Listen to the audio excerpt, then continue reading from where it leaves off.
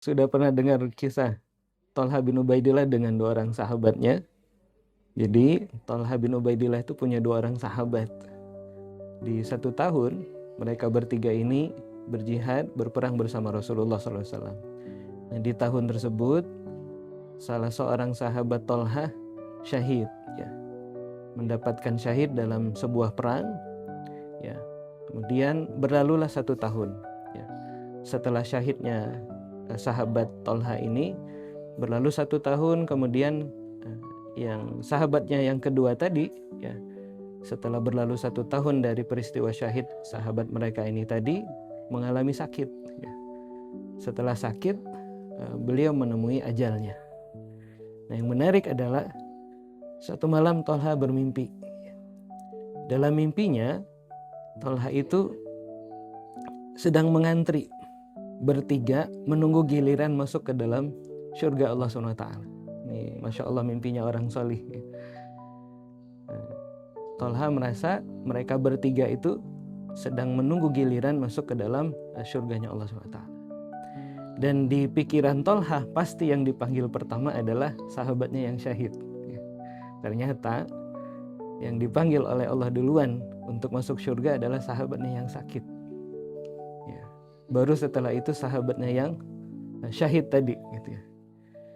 Nah, ketika gilirannya Thalha, dihardik Thalha, ya, dengan dikatakan kepada dirinya, kamu belum gilirannya sekarang, ya, karena memang Thalha saat itu belum wafat, ya. Maka terbangunlah Thalha, ya, kaget. Kemudian beliau ceritakan mimpi beliau ini kepada Rasulullah SAW, ya, dan kebingungan beliau, ya, kenapa bisa yang sakit, yang meninggal karena sakit itu masuk surga duluan dibanding yang syahid. Padahal syahid itu luar biasa kebaikan, pahalanya besar, pahalanya luar biasa. Nah, yang menarik adalah jawaban dari Rasulullah SAW.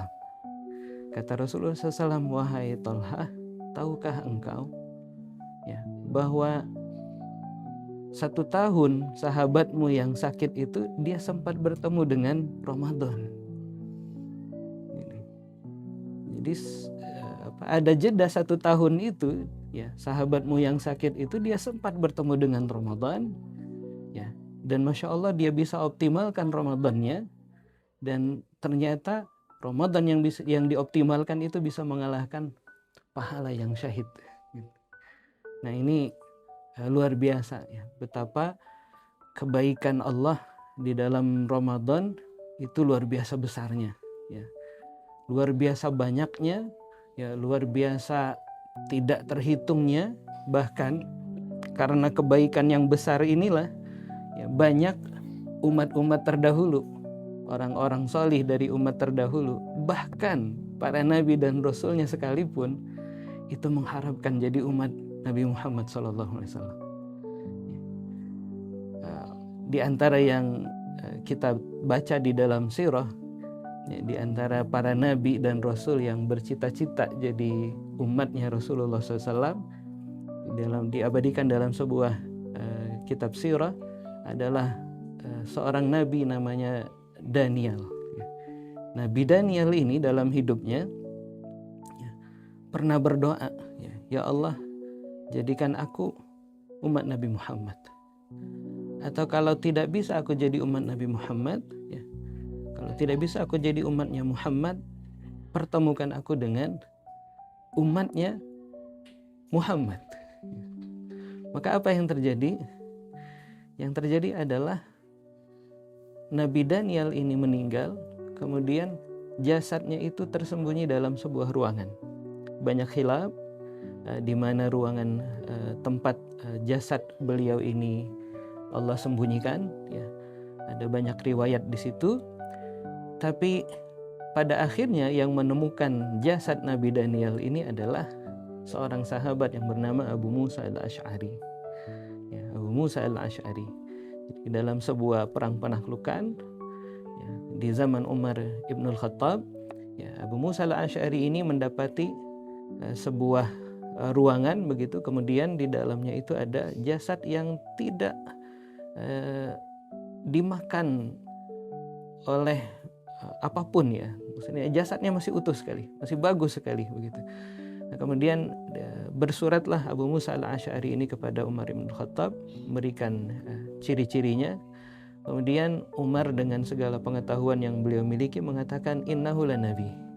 Ya, beliau itu adalah seorang nabi.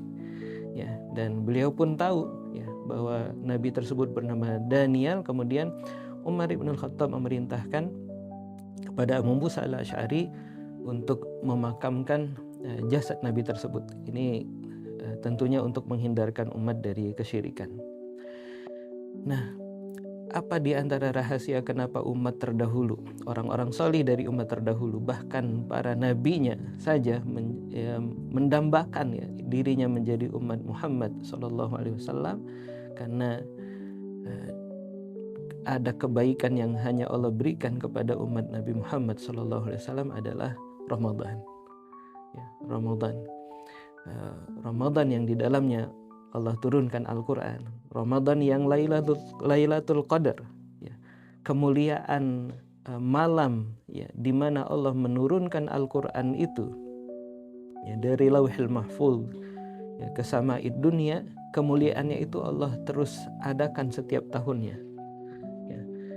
Kita bisa bayangkan ketika misalnya seseorang mendapati Lailatul Qadar dalam satu tahun, ibadahnya malam itu sama dengan ibadah 1000 bulan atau 83 tahun ya. Andai dia dapat Lailatul Qadar itu 10 tahun saja dalam hidupnya ya. Dalam hidupnya dia 10 tahun saja dapat Lailatul Qadar, itu artinya ada 830 tahun ya, dia mendapati Lailatul Qadar. Masya Allah, ini kebaikan mau dapat dari mana kalau bukan dari Ramadan? Maka wajar ketika dalam mimpinya Talha bin Ubaidillah tadi mendapati sahabatnya yang meninggal karena sakit itu masuk surga duluan dibanding sahabatnya yang syahid. Kenapa? Karena dalam satu tahun itu dia sempat bertemu dengan Ramadan. Jadi ketika Allah SWT memberikan kita kesempatan bertemu dengan Ramadan tahun ini, maka jangan sampai kita sia-siakan. Jangan sampai kita buat Ramadan itu berlalu begitu saja tanpa ada amal, tanpa ada kesungguhan yang kita lakukan di dalamnya.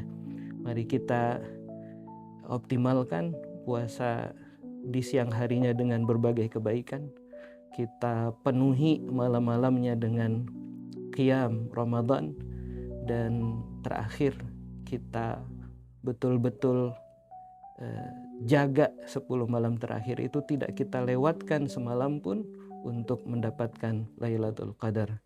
Dan semoga kita mendapatkan janji dari Allah SWT, ghufirallahu ma taqaddama min zambihi, kita mendapatkan ampunan dari apa yang sudah lalu.